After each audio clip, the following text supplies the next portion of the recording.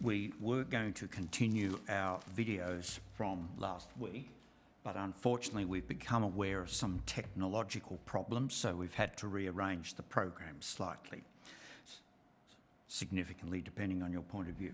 So tonight I'm going to talk to you about the historical evidence for Jesus, and the reading that we've had tonight will become a little more evident when we get further into our subject.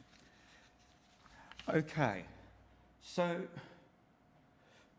Jesus, we say, is a person of history, and the response might well be, well, who cares anyway? Perhaps if I were to select another example, we might see better the relevance of the subject. Islamists, Muslims, are able to point to their history because they can point to the fact that there was a gentleman named Muhammad who had founded Islam, that he preached that there is one God, that history testifies that in 622, facing increased opposition, he fled from Mecca to Medina, and that's generally styled as the Hijra, and indeed the Muslim calendar dates from 622. History testifies that by 630, through conquest, he united all Arabia under Islam. And if that wasn't enough, Islam was extended by conquest to North Africa, the Middle East, etc. And there is a map in front of us. The dark brown shows the Arabian Peninsula, which is the conquest of Muhammad by 630 AD. The lighter brown shows the extent of conquest under his immediate successors. And then the yellow shows the fullest extent of the Islamic Empire at its height. And at its height, you might just be able to make out the white lines there. On the right-hand side, you might just be able to see the outlines of Afghanistan and Pakistan. Nations are in the news for all the wrong reasons. And so Islam stretched from what is now modern Pakistan right across North Africa and the Middle East, and had even gained a solid foothold in what is now Spain and Portugal. Indeed, Edward Gibbon, in his Decline and Fall of the Roman Empire, made the point that under the last of the Umayyads, the Arabian Empire extended 200 days' journey from east to west, from the confines of Tartary and India to the shores of the Atlantic Ocean. And he points out that the language and laws of the Quran were studied with equal devotion at Samarkand at one end and Seville in Spain at the other end. The Moor and the Indian, the Moor from Spain, the Indian from, well, India, embraced as countrymen and brothers in the pilgrimage of Mecca. And the Arabian language was adopted as the popular idiom in all the provinces to the westward of the Tigris. Indeed, the extension of the Arabian language was the reason for all those dialects disappearing by the 8th century. There were quite a variety of languages and peoples throughout North Africa. So, Islam can make a claim to be founded on the basis of history, and we submit that Jesus of Nazareth likewise can be founded. So the question of Jesus as a historical person normally would not arise. For example, we have no problem accepting such persons as Julius Caesar and Alexander the Great. Now, why do we accept that they are historic persons? Because they made their mark in history. Julius Caesar in his ruthless campaign to crush what is now France. Alexander the Great as he led an expedition of 35,000 men from Greece and conquered the whole Persian Empire in the space of 3 years. Notable activities. With Jesus of Nazareth, we come across a man who never built an empire, was not a great explorer, did not found BHP, who was not an artist or a musician or a painter or a sculptor. He was an itinerant preacher, and under normal circumstances, nobody would bother to notice him. So, why is he noticed? Because the Bible record includes events which are clearly miraculous. The Bible records that people were made well with Jesus simply speaking to them. There is the account of the virgin birth of Jesus Christ. There's the account of the resurrection of Jesus Christ. When was the last time you met somebody who was raised from the dead? And the Apostle Peter, no less, walked on water to meet Jesus. Events clearly miraculous, and straight away people balk at the Jesus as a person of history.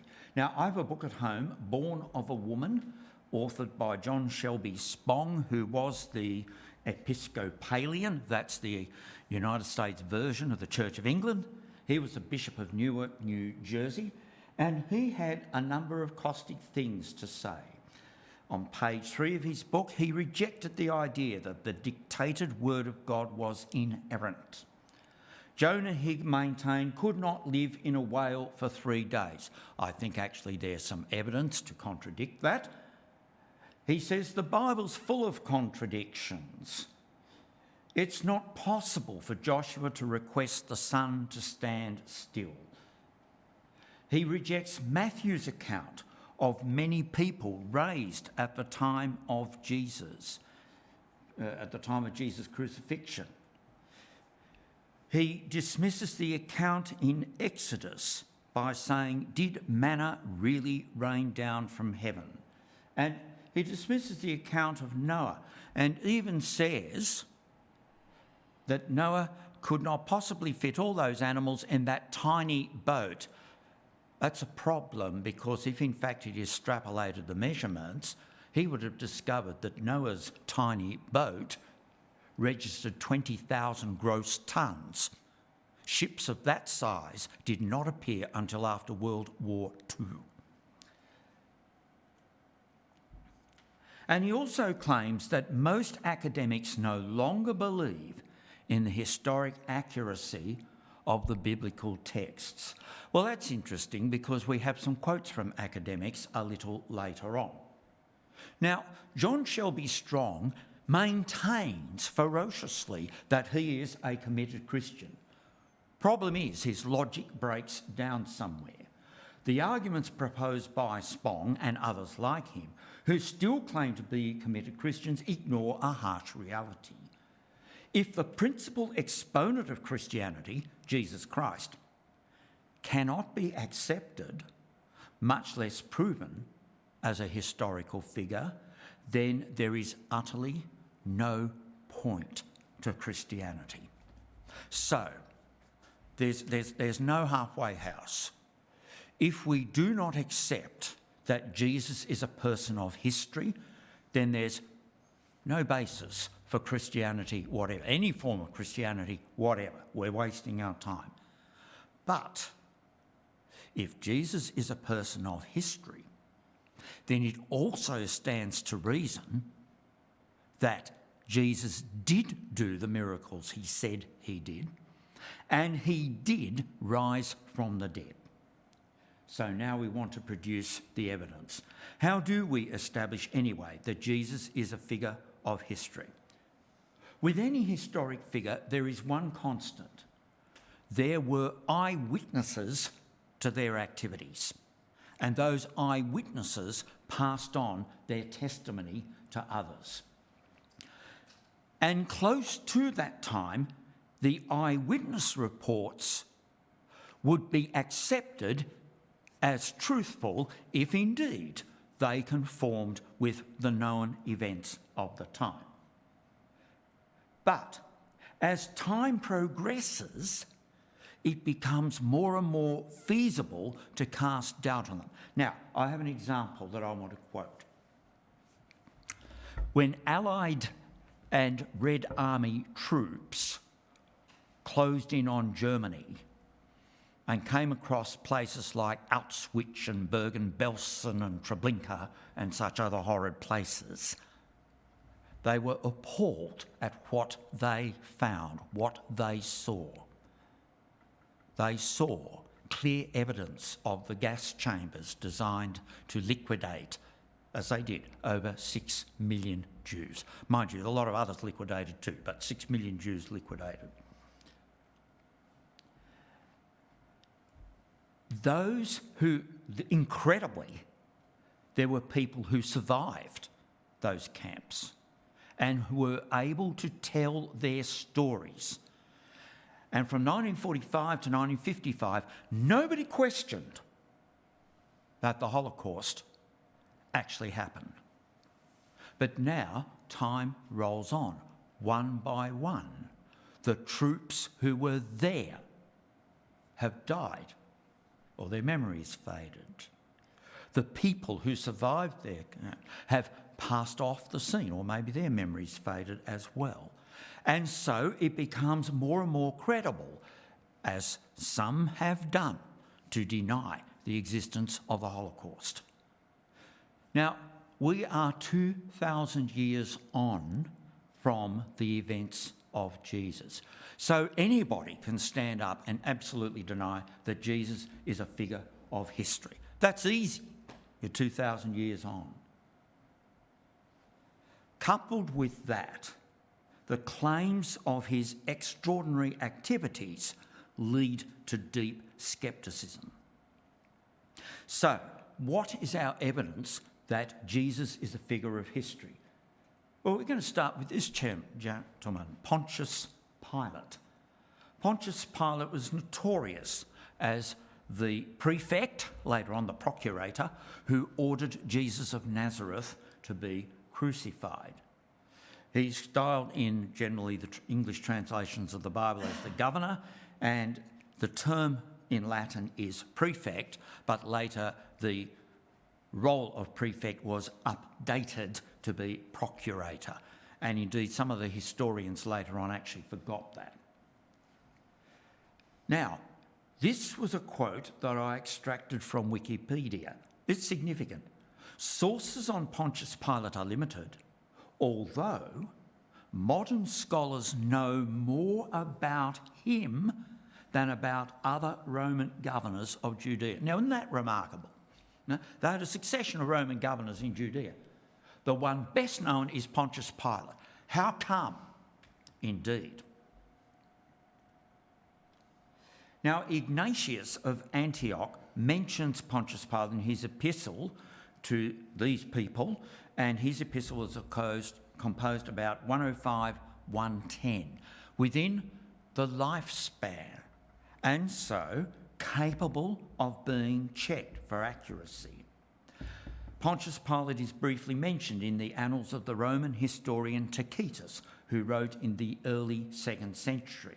But Tacitus simply says that Pontius Pilate simply put Jesus to death.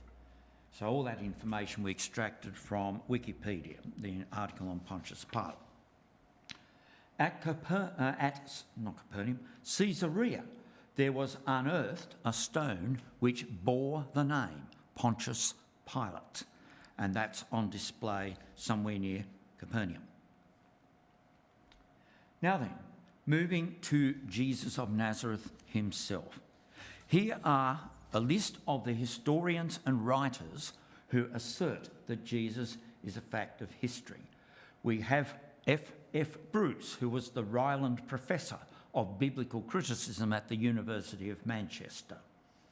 We have Cornelius Tacitus, who wrote round about 100 AD in his Annals, number 15 and paragraph 44. We have Lucian of Samosata, a satirist, who wrote in the 2nd century AD. Now, Lucian writes thus: he connected them with the synagogues of Palestine, that is, the Christians, And that's true because we read in the early chapters of Acts that the Christians were very much connected with the synagogue. So there's some complementary evidence. He alluded to Christ as the man who was crucified in Palestine because he introduced the new cult into the world. Jesus crucified. Flavius Josephus wrote round about 100 AD in his Antiquities, and also in his Antiquities refers to James, the brother of Jesus. Now, there is some doubt cast on his passages concerning Jesus, as they are thought to be Christian insertions or Christian corruptions. I have absolutely no further information on that. Now, we're going to cite more detail the report of Cornelius Tacitus. Now, it's a long quote, but it's worth reading.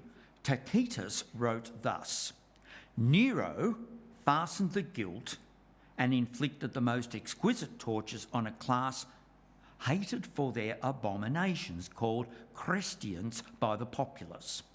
Christus, from whom the name had its origins, suffered the extreme penalty during the reign of Tiberius at the hands of one of our procurators, Pontius Pilate.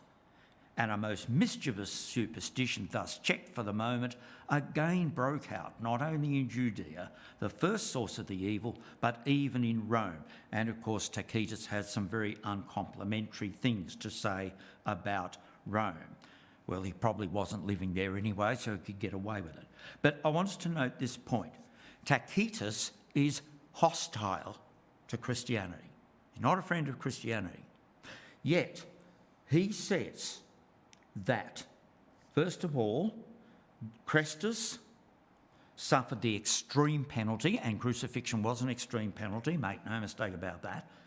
He cites the reign of Tiberius, and that can be checked from Luke chapter 3, at the hands of one of our procurators, Pontius Pilate. Now, Tacitus was writing some time later, and he incorrectly labelled Pontius Pilate as a procurator, whereas really he was a prefect.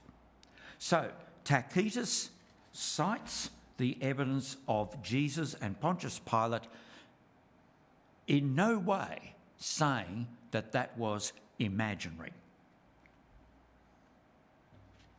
More historians and writers who assert that Jesus is a fact of history.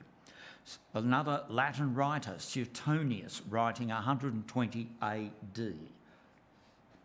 Plinius Secundus, we know him better as Pliny the Younger, writing 112 AD.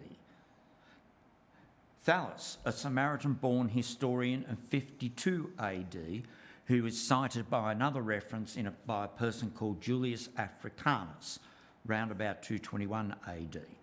I presume that the writing of Julius Africanus is the only one that survives, and he cites Thallus. Now, I just want to pause at that point.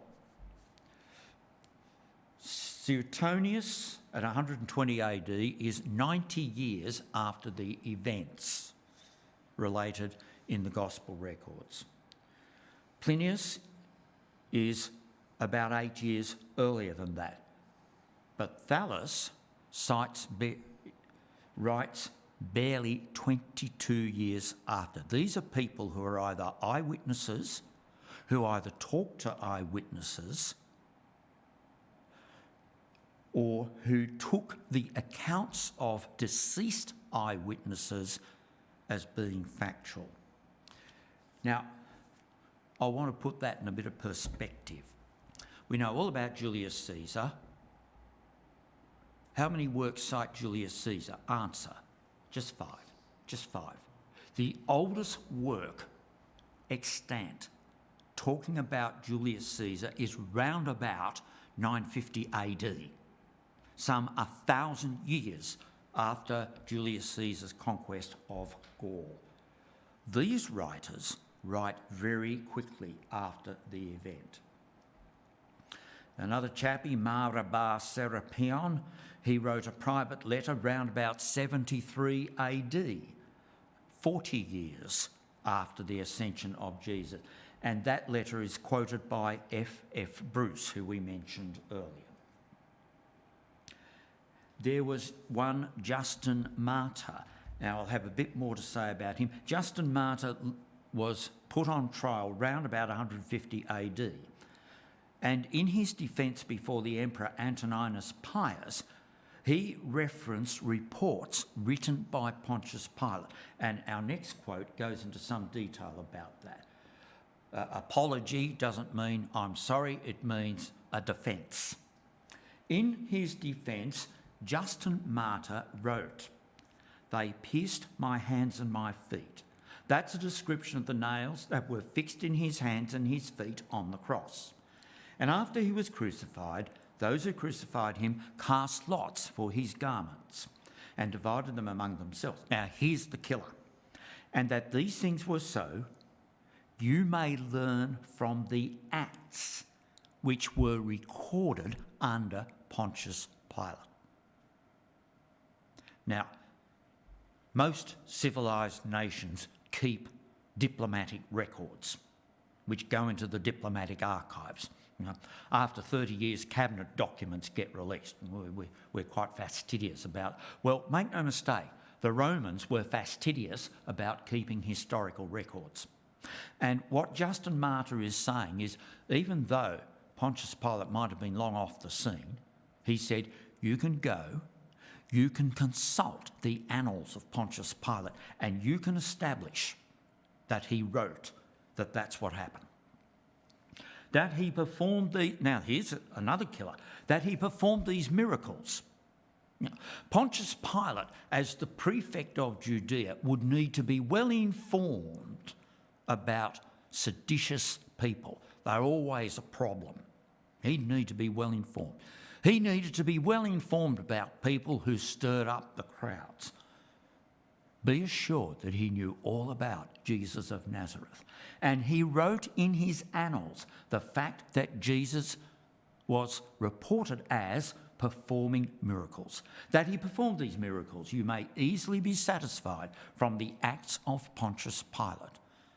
We don't just have the Bible records, we have a reference to the Acts of Pontius Pilate. Now, I can't get my hands on the Acts of Pontius Pilate. They probably all got lost in the barbarian invasions. But the point is, Justin Martyr fearlessly said, don't take my word for it, go and consult the annals of Pontius Pilate, and you'll see that I am but telling what's recorded there. Now,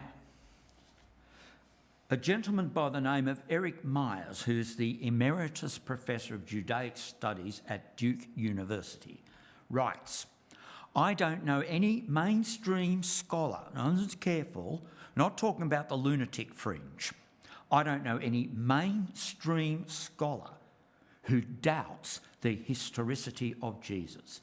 The details have been debated for centuries, but no one who is serious doubts that Jesus is a figure of history. Now, I tripped over an article from The Guardian, and I really mean tripped over. This was put out by The Guardian newspaper in 2017 on the 14th of April. And it's got something very interesting to say. Strikingly, there was never any debate in the ancient world about whether Jesus of Nazareth was a historical figure. Now, isn't that remarkable? The people nearest to the activity never doubted that Jesus was a person of history. In the earliest literature of the Jewish rabbis, Jesus was denounced as the illegitimate child of Mary. Well, that conforms to what we read in John chapter 8, where the Jews flung at Jesus, we were not born of fornication. And he was also denounced as a sorcerer. What did they have in mind there? They had in mind the claims of the two false witnesses that said of Jesus, we heard this fellow say, I can destroy this temple and raise it up in 3 days. Of course, When Jesus said that in John chapter 2, they immediately retorted it took 46 years to build the temple. Now, if Jesus could destroy and raise up the physical temple in 3 days, that would certainly be sorcery. So that was the accusation. And here are Jewish writers, again hostile to Christianity, who confirm, 1, that Jesus existed, 2, that he was accused of sorcery, and 3, that he was considered illegitimate. And all that we can find in the gospel records. Now, in discussing the greatest test of Jesus as a figure of history is the extraordinary claim that Jesus rose from the dead. Some have maintained, you see, what happened was that Jesus was so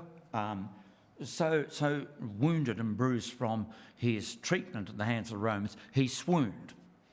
And the Romans mistook him having swooned for having died.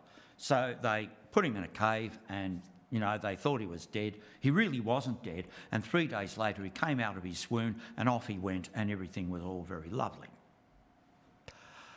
Serious flaw with that. Very, very serious flaw. Firstly, Wilbur Smith, probably more notoriety for his novels dealing with personages who had activities in Africa. Wilbur Smith writes, "Let it simply be said that we know more about the details of the hours immediately before and the actual death of Jesus in and near Jerusalem than we know about the death of any other one man in the ancient world." That's remarkable. Julius Caesar, Alexander the Great, Darius, the king of Persia, all these great figures of history. And we have documented in detail the death of an itinerant preacher. That's just proverbial.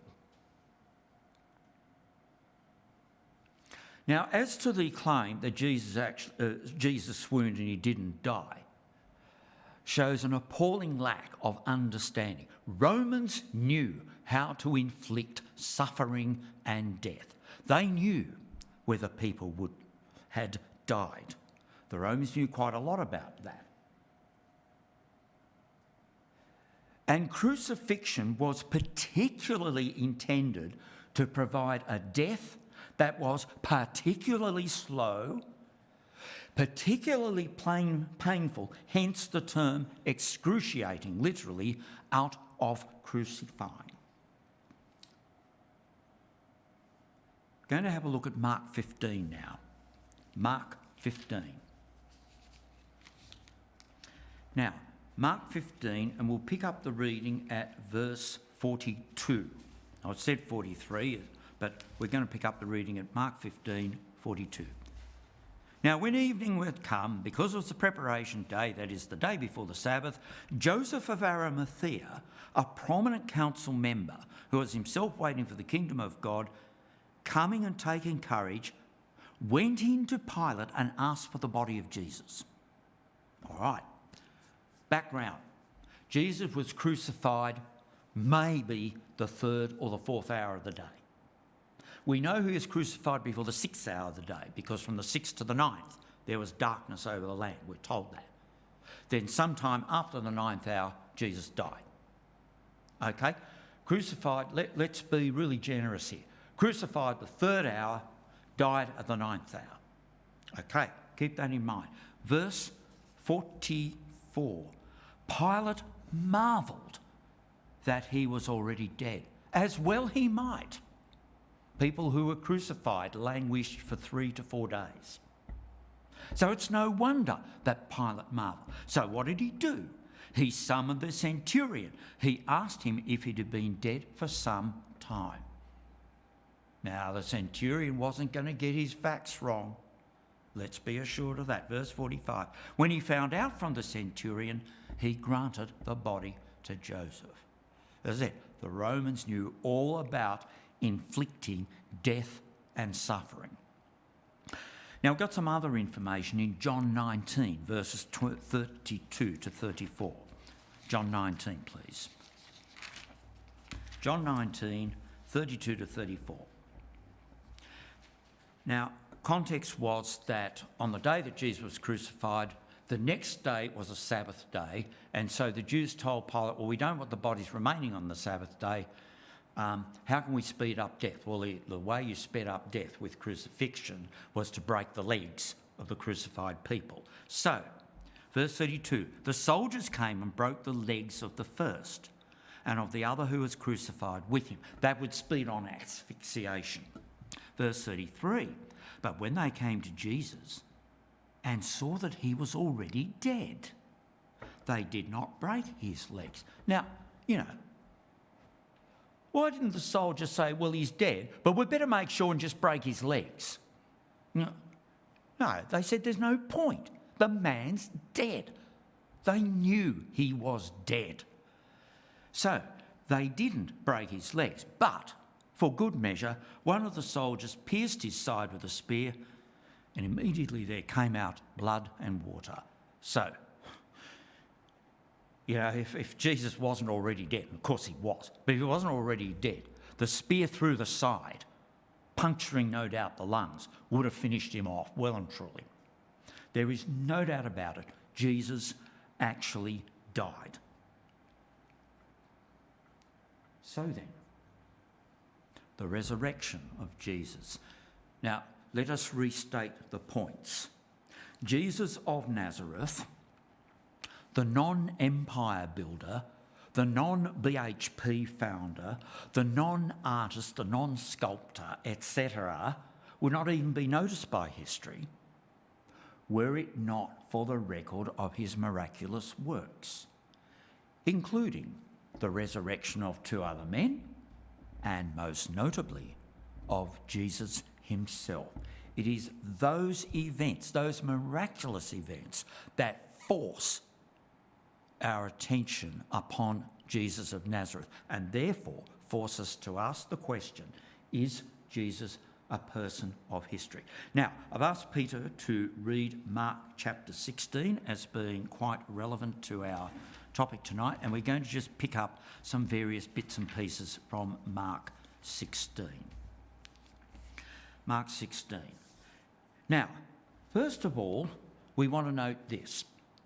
Another line of argument that's been offered is that the disciples of Jesus were in anguish when he died, and they saw somebody else, and they were convinced that somebody else was indeed the risen Jesus, and so they said, oh, we've seen the risen Jesus, but they were mistaken. They were hallucinating.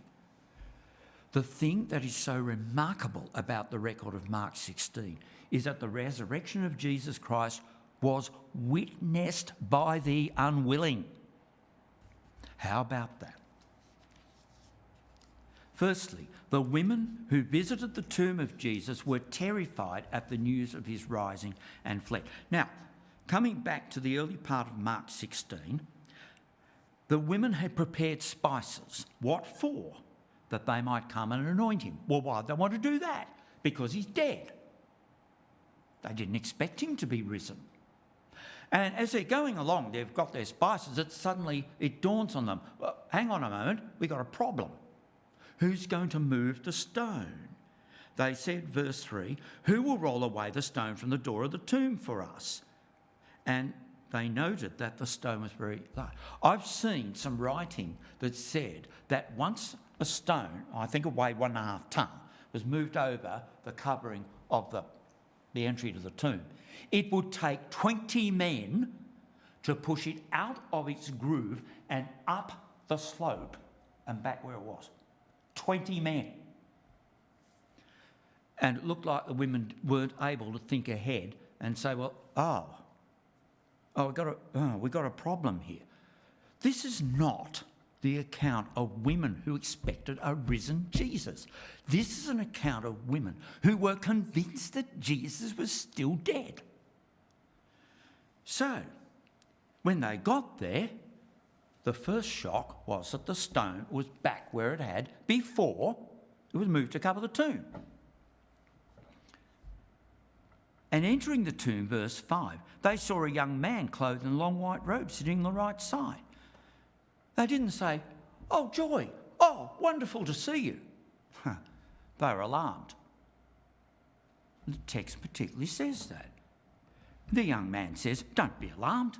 You seek Jesus of Nazareth who was crucified." Acknowledgement, yes, he was crucified. He was dead. He is risen. He is not here. See the place where they laid him and appeal to the facts. He was there, but he's not there any longer. But go and tell his disciples and Peter that he's going before you. Now, verse 8. Did they go out singing and dancing and hoopling along full of joy? No. They went out quickly and fled from the tomb. You flee when you're frightened. For they trembled and were amazed. And, furthermore, they said nothing to anyone because they were afraid. Afraid of the risen Jesus. They didn't expect it.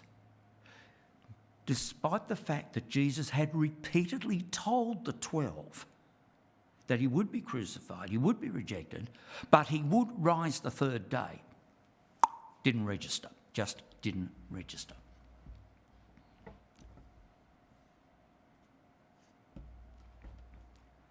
Repeated reports of sightings of the resurrected Jesus were met with disbelief.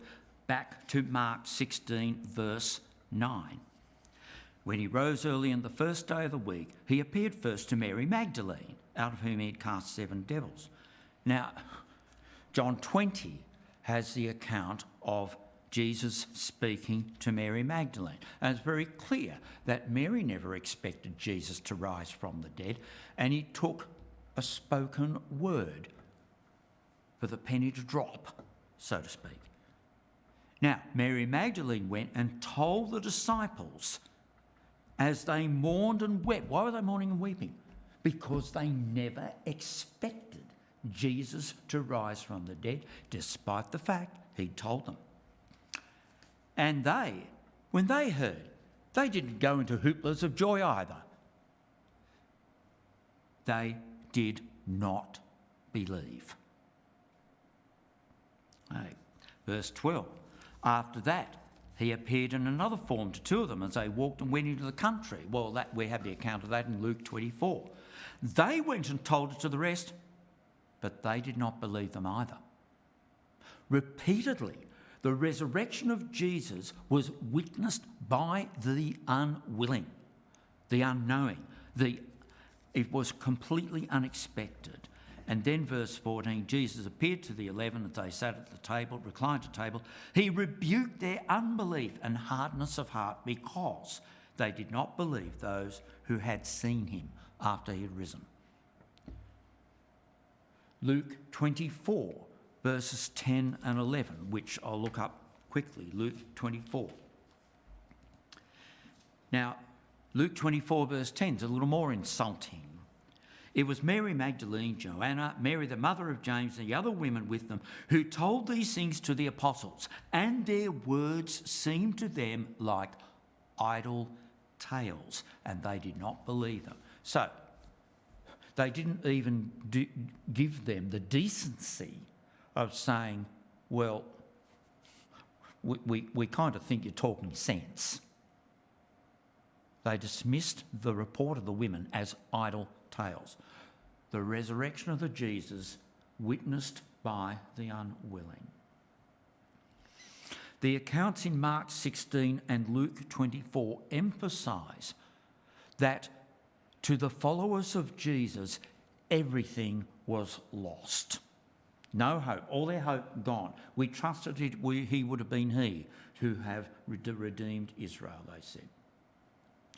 We're going to have a look at Luke 24, verses 36 to 38. Luke 24. I think I was there anyway. Never mind. Luke 24, verses 36 to 38.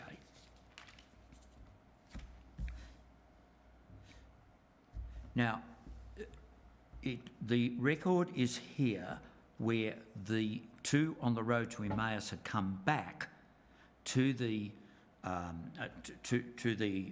11 apostles, told them the Lord is risen indeed, has appeared to Simon. They told about the things that had happened on the road and how he was known to them in the breaking of bread. Now, as they said these things, Jesus himself stood in the midst of them and said, "Peace be to you."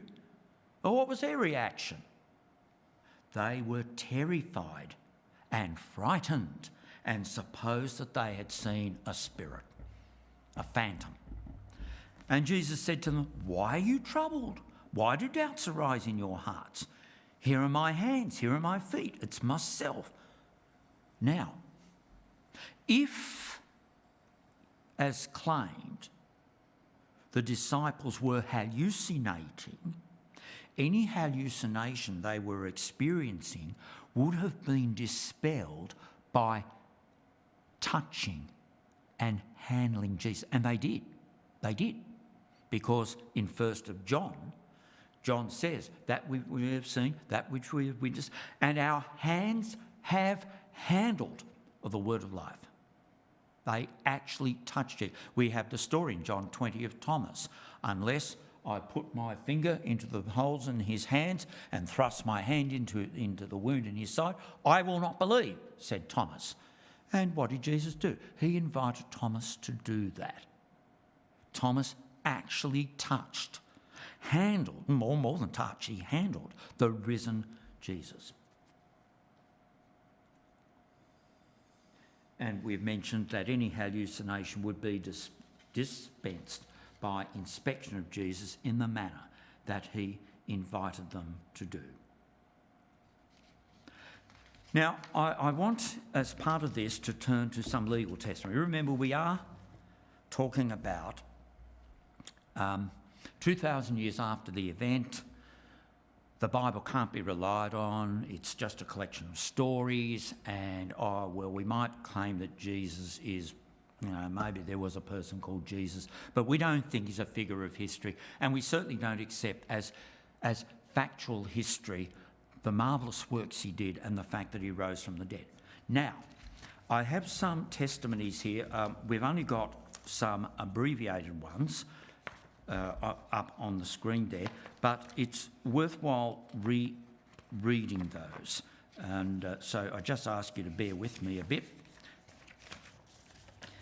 Now, the first one is from a gentleman called Sir Edward Clarke. Now, Sir Edward Clarke is a King's Counsel.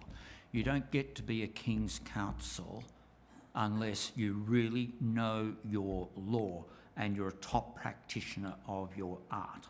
He wrote a letter to E.L. Macassey, and this is what he wrote. "As a lawyer, I have made a prolonged study of the evidences for the events of the first Easter day. To me, the evidence is conclusive." Now listen carefully. "And over again in the High Court, I have secured the verdict on evidence not nearly so compelling." What's that telling you? He secured convictions based on evidence presented to the High Court. He's saying the evidence for the resurrection is of far better quality.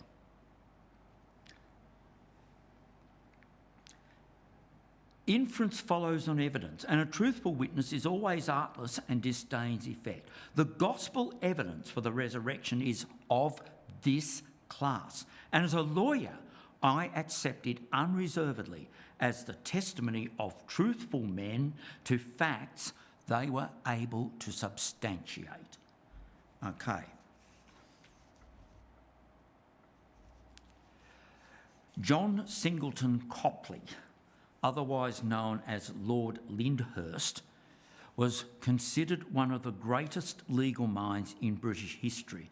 He held, during his lifetime, all the top legal positions that it was possible to have in legal positions in Britain. Okay. Now, after his death, a piece of paper was discovered on which these words were written out: I know pretty well what evidence is. And I tell you, such evidence as that for the resurrection has never broken down yet.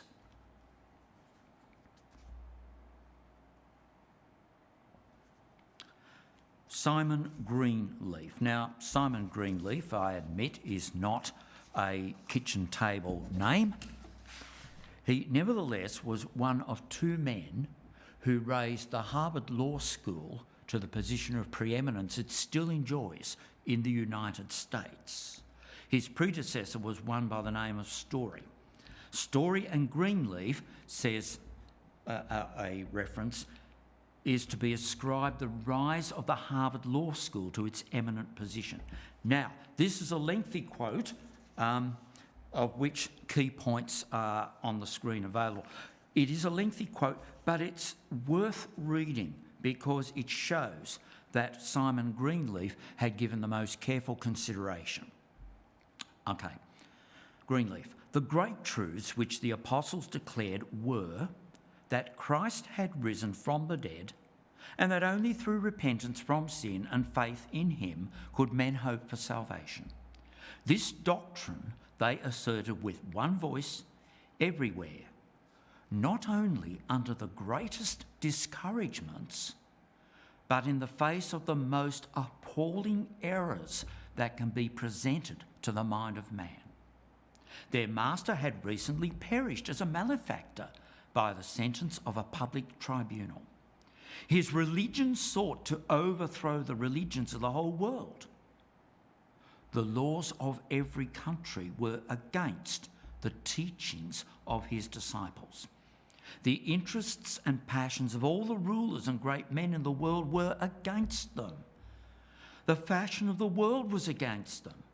Propagating this new faith, even in the most inoffensive and peaceful manner, they could expect nothing but contempt, opposition, revilings, bitter persecutions, stripes, imprisonments, torments and cruel deaths. Yet this faith they zealously did propagate, and all these miseries they endured undismayed, nay, rejoicing. As one after another was put to a miserable death, the survivors only prosecuted their work with increased vigour and resolution. The annals of military warfare afford scarcely an example of the like heroic constancy, patience and unblenching courage. They had every possible motive to review carefully the grounds of their faith and the evidences of the great facts and truths which they asserted. And these motives were pressed upon their attention with the most melancholy and terrific frequency. It was therefore impossible that they could have persisted in affirming the truths they had narrated had not Jesus actually risen from the dead, and had they not known this fact as certainly as they knew of any other fact. If it were morally possible for them to have been deceived in this manner, every human motive operated to lead them to discover and avow their error. To have persisted in so gross a falsehood after it was known to them was not only to encounter for life all the evils which man could inflict from without, but to endure also the pangs of inward and conscious guilt, with no hope of future peace, no testimony of a good conscience, no expectation of honour or esteem among men, no hope of happiness in this life or in the world to come. Now, he goes on to say, and I won't read this bit because it is good, to summarise, the records of the first century, both scripturally and non-scriptural, show that Christians were violently persecuted. Why would anyone endure that sort of persecution, hostility, hatred, for preaching that Jesus rose from the dead. This is what Simon Greenleaf's arguing, that Jesus rose from the dead, were it not a fact of history, and they were contemporary with eyewitnesses. It just simply doesn't make sense. Professor Thomas Arnold wrote this: "The evidence may be, and often has been, shown to be satisfactory." Again, he's coming from it from a legal perspective. "I know of no one fact in the history of mankind which is proved by better and fuller evidence of every sort." We don't have any problems accepting that Alexander the Great, in 3 short years, swept from Greece and Macedonia right through the length and breadth of the Persian Empire and conquered it. Have no problem accepting that. Might be fantastic. We've got no problems accepting it. This evidence of the resurrection of Jesus is better and fuller, says Professor Thomas Arnold. Brooke Fost Westcott, the Regius Professor of Cambridge University, wrote that there is no historic incident better or more variously supported than the resurrection of Christ. Now, admittedly, he writes as a professor of biblical history, but as a professor, he's obliged to test the evidence. And he says the evidence for the resurrection of Christ is rock solid. I'm going to read this one, and I'll find it. Just bear with me. Oh, here we go. Now, Lord Darling was another former Chief Justice of England. And he was at a dinner party, and this is the quotation from that account. "The evidence points unmistakably to the fact that on the 3rd day Jesus rose. This was the conclusion to which a former Chief Justice of England, Lord Darling, came. At a private dinner party, the talk turned to the truth of Christianity and particularly to a certain book dealing with the resurrection. Placing his fingertips together, assuming a judicial attitude and speaking with a quiet emphasis that was extraordinarily impressive, he said, 'We as Christians are asked to take a very great deal on trust. The teachings, for example, and the miracles of Jesus. If we had to take it all on trust, I, for one, should be sceptical. The crux of the problem, or whether Jesus was or was not what he proclaimed himself to be, must surely depend upon the truth or otherwise of the resurrection.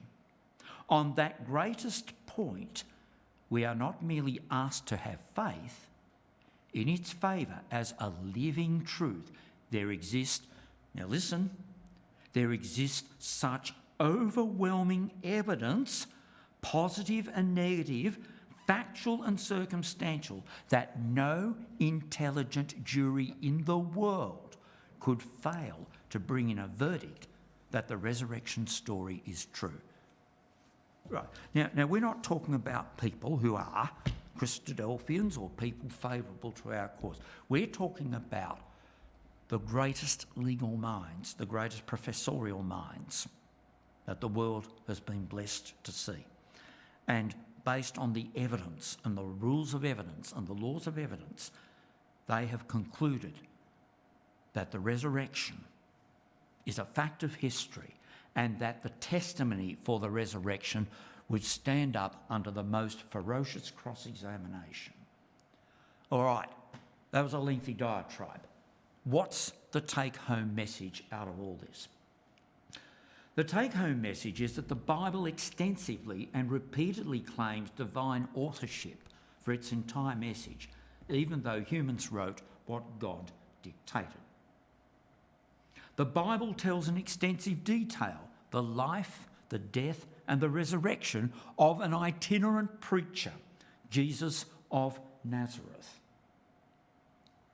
We have seen copious evidence where people who are in a position perhaps to understand this far better than ourselves, testify that Jesus is a person of history, that his death has been extensively documented, assured by the Roman centurion, assured to Pontius Pilate before releasing the body to Joseph of Arimathea, and also his resurrection is a fact of history. Now, the good news. The resurrection of Jesus is the supreme gateway to the hope of the gospel, which we talk about on our Tuesday night sessions. We can have the utmost confidence in the Bible's message of salvation. And if indeed Jesus is a person of history, if indeed Jesus' death is a fact of history, and if indeed Jesus' resurrection is a fact of history, we can be utterly assured that one day the return of Jesus of Nazareth to earth to establish the kingdom of God will as much be a fact of history as the existence of this building.